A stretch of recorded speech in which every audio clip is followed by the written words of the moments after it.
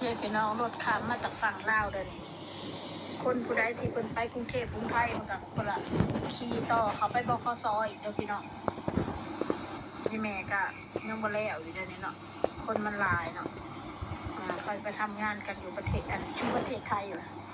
อาจจะไปกรุงเทพหรือจะไปต่างจังหวัดต่างๆหรือจะไปหาลูกหาผัวมีลูกมีแฟนเนาะพี่น้องก็คือกันกระมุนเนี่ยแหละ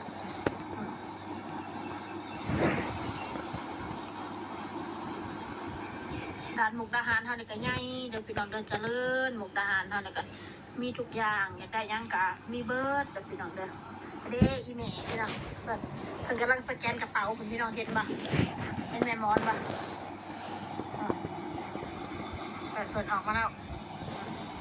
แม่มอนมาเลยมันแล้วเสื้อผ้ามันก็ไม่ได้เอามาได้เพราะว่าเป็นไม่ได้เอามือได้เสื้อผ้าแล้ว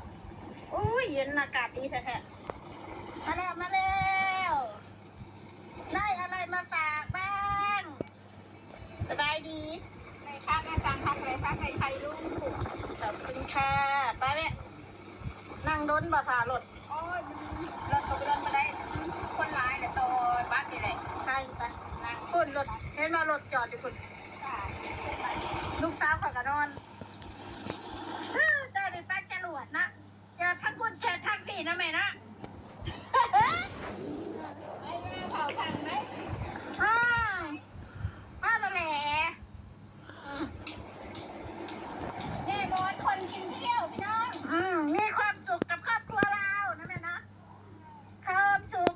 อันล้นเหลือความกินแล้วก็เที่ยวแล้วก็ขี่ออกด้วย